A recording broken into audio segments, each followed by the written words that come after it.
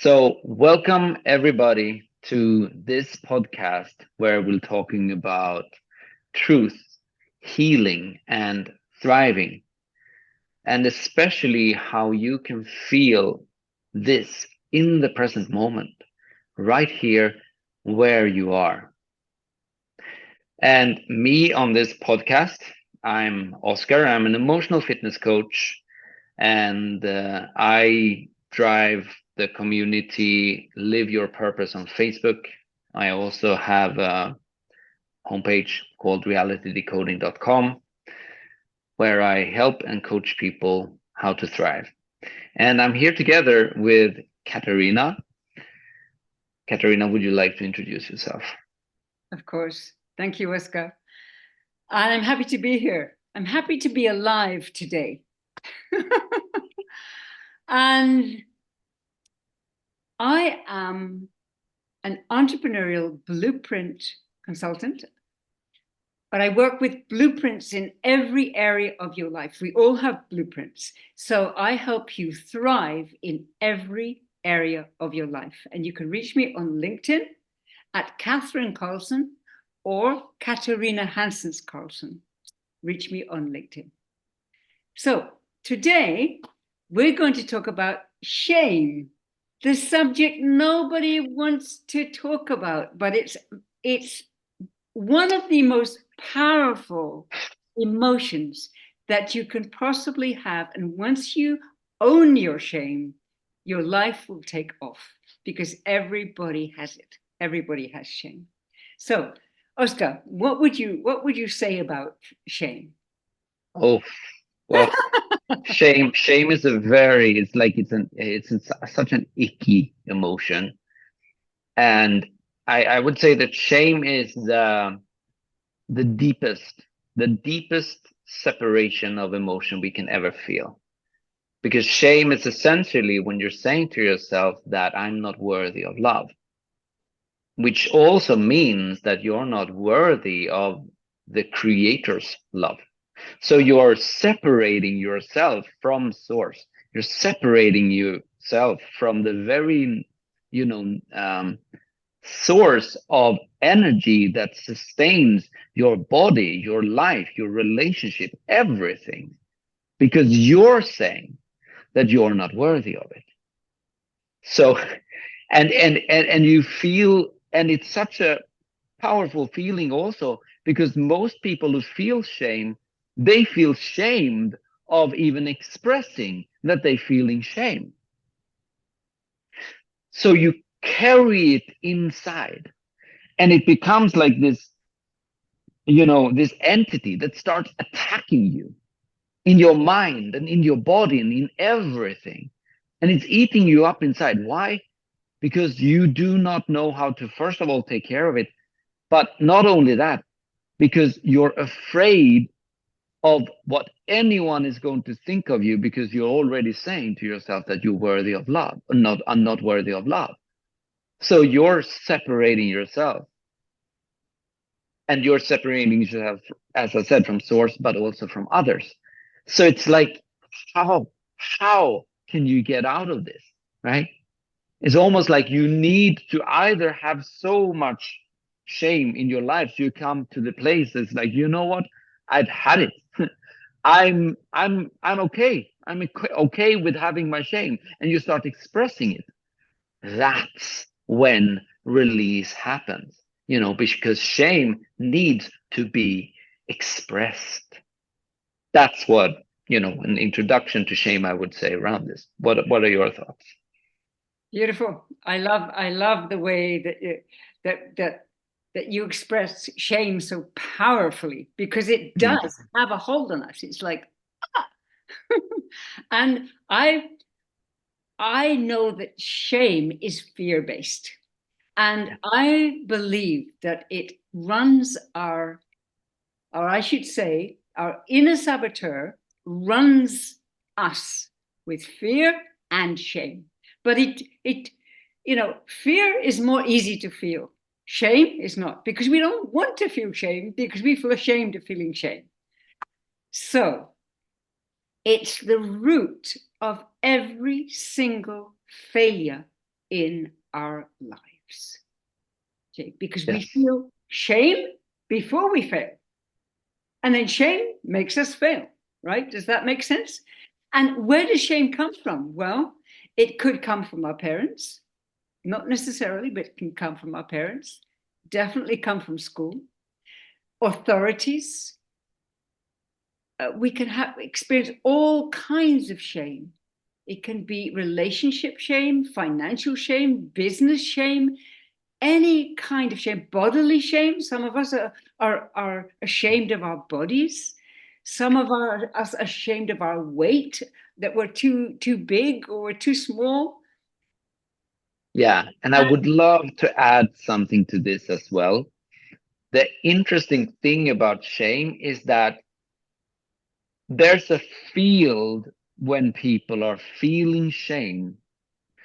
And when we're a child, that field is something we're just tapping into.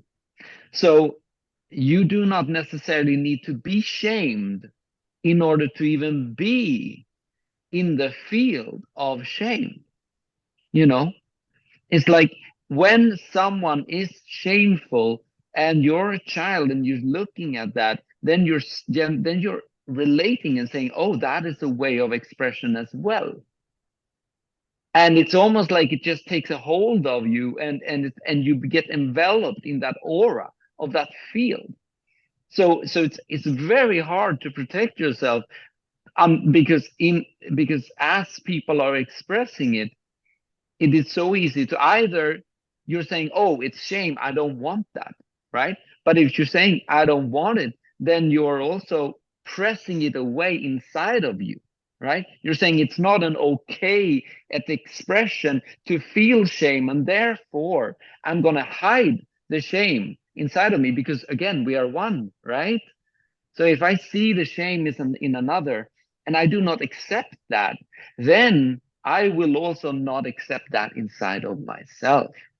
And that's a hard thing to handle because we think that we're always like, oh, they are them and I am me.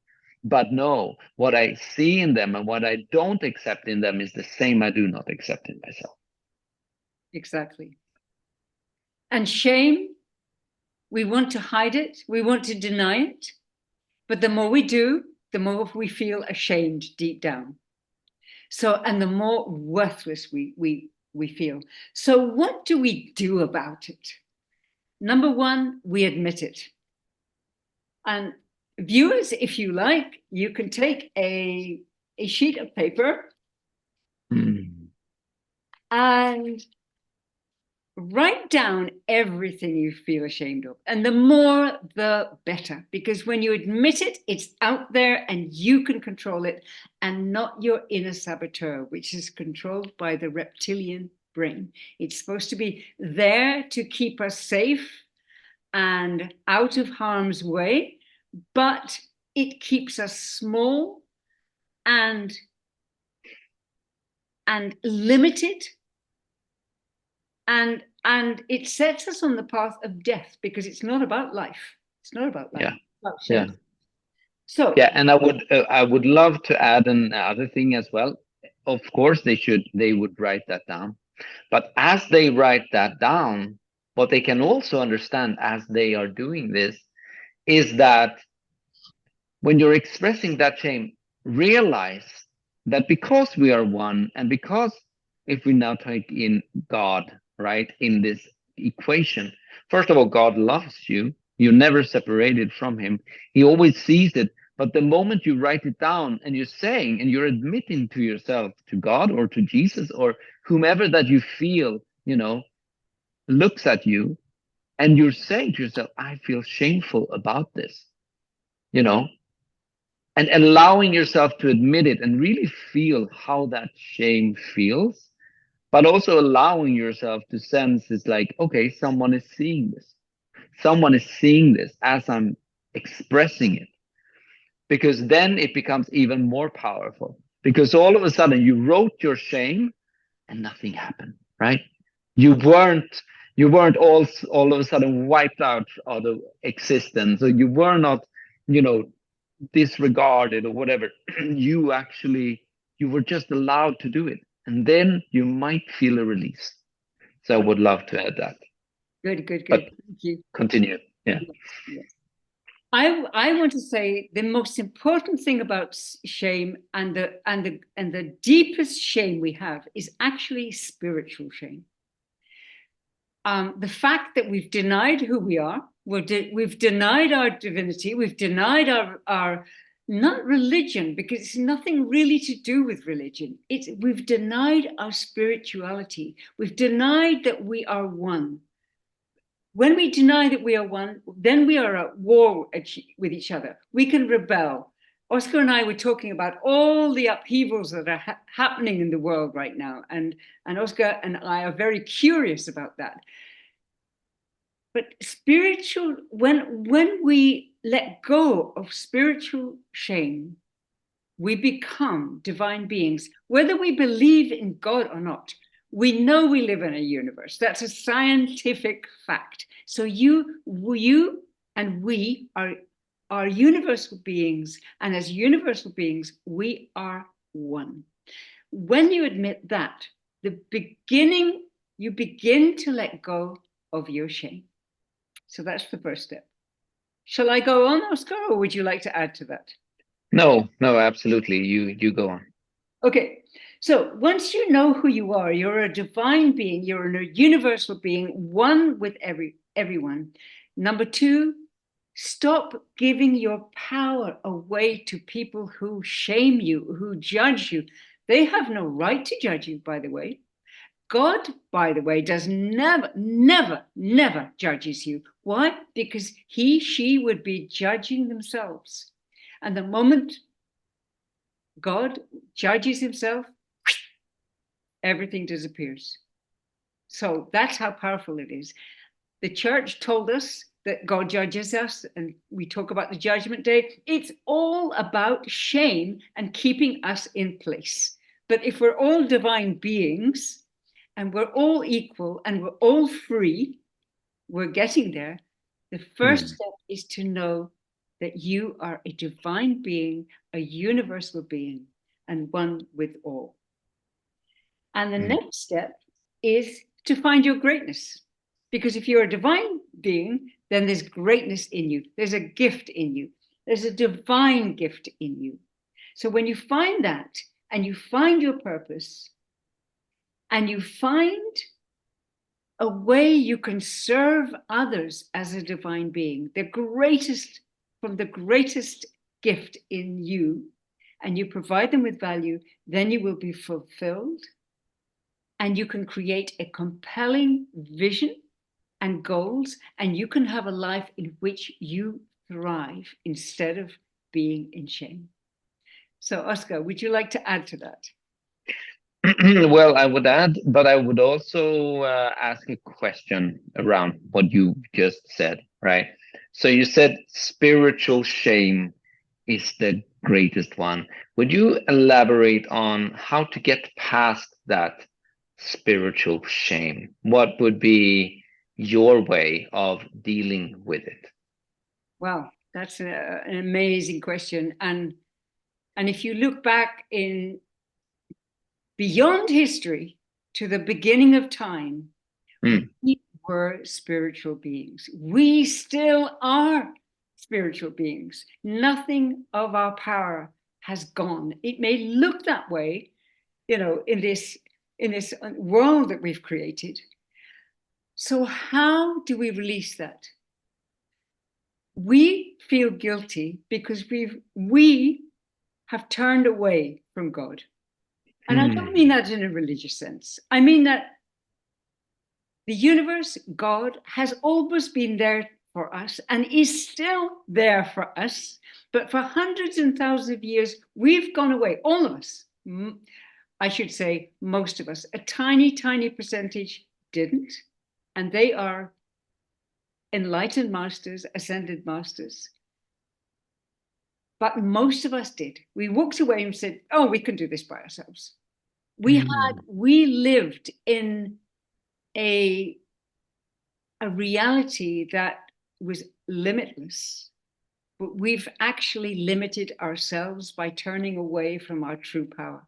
So your question is, how do we get back to that? Is to admit, okay, I've walked away. I've walked away from my power. I've walked away from my spirituality. I've walked away from my divinity. And it doesn't work. So I'm going to walk back into me. I can't find anything outside of me that really works. But if I walk back into my real power, my real truth, and communicate with truth and the masters that speak the truth, then my life will start to begin all over again. And by the way, there's nothing to be ashamed of. We did what we did.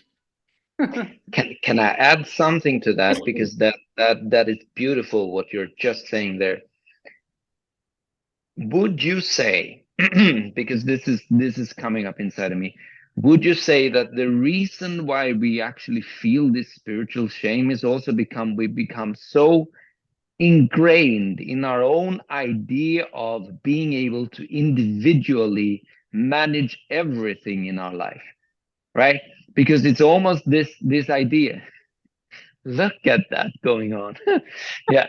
Anyway, it's almost this idea that it's like, oh, you know what? I'm strong. I can handle this. And it's almost the shame is almost the idea of, ooh, I cannot handle this, right? I cannot handle this, and it's okay, right?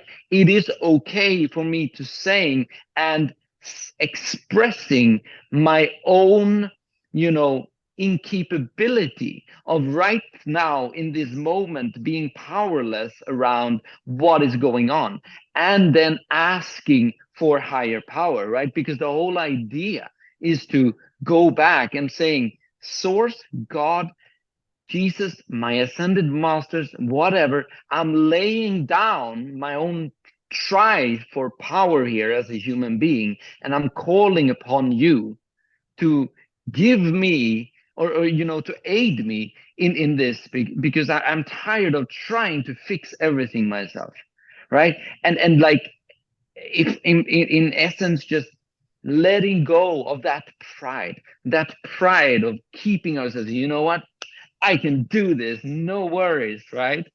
And because that demands humbleness, right? And that humbleness gives us the capability of moving away from this place where we're trying to managing everything ourselves. Yes, absolutely, Oscar. That's a very, very profound point. Why?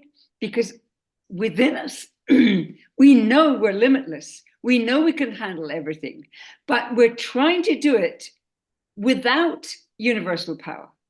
And we fail in so many areas of our life. And then we beat ourselves up because we think, well, I should be able to do this. Why can't I be a master of the internet, a master of my business, a master of relationships? Why can't I do that? Why can't I heal myself? I know I should be able to. Well, because we haven't actually lost our power. The power is there within us, but we've lost the use of that power. And we need to surrender and say, okay, God, I've really messed up in my business. And, would you please take over? Yeah. And you know what's so interesting when you're saying that? It's like I have it so much inside of me. When I did that, when I really lie down, because you do this in levels, right? But the fact for a consciousness to admit that it cannot right now handle everything on its own, and saying it's like, God, come and help me. There's almost, you will start sensing that there's an aversion. There's an aversion inside of you towards source, because you're saying, you're not coming here. I do not need you. It's like there's a, you, with me, at least in me, inside of me, there was I sensed an enormous anger. There was an enormous anger. It's like, don't come and say to me what I should do. Don't come with your 10 commandments or whatever. It's like, don't come with these crap to me. I don't have to lay down my will to you, right? It's like there's a degree of almost hatred towards that. And that hatred in itself is also what is cutting our off, right? And it's a part of the shame that we're feeling inside of us. And we need to move through that in order for the energy actually to come to us. Because otherwise we're saying, I don't want it. Like, it's on your demands, right? I don't want your demands. Yeah. Absolutely, absolutely. And we say in Swedish, we're envis, that Yeah. you know, it's like stubborn. I can do this, and I'll show the world I can do it, and da, da, da, da, da. And then we fail, we screw up. Yeah. Okay, so this leads us to, what does it lead us to? The resistance of the divine, right? And it leads us to what, in Scandinavia, what is jantelag, and how the jante law and how has it influenced us? And by the way, it's all over the world. This feeling of worthlessness, that I shouldn't shine my light. It says in the Bible, actually, shine, don't hide under a bushel, shine your light. So that is a truth in the Bible. But most of us don't think we should brag. So that's, if Oscar is, if you're willing, we'll talk about that next time, because it flows game to this actual law that we have taken inside us and is stopping us from our greatness. So, Oscar, how do we get in touch with you? Well, as I said in the beginning, you reach me on realitydecoding.com. I also have a YouTube channel. It's called Oscar Nygren, where I talk about all of these things. And you can find me on Live Your Purpose on Facebook. That's a Facebook group. Yeah, that's where you can find me. And Katarina, where can we find you? You can find me on LinkedIn at Katarina Hanssens Carlsson. And my official name is Catherine Carlsson, but I prefer to be called Katarina. So reach me on LinkedIn, send me a message, connect with me, and let's continue this amazing conversation. So thank you very much, Oscar Nygren. And thank you everyone for viewing, and we will see you next week. Yeah, thank you everyone, and thank you, Katarina. Take care.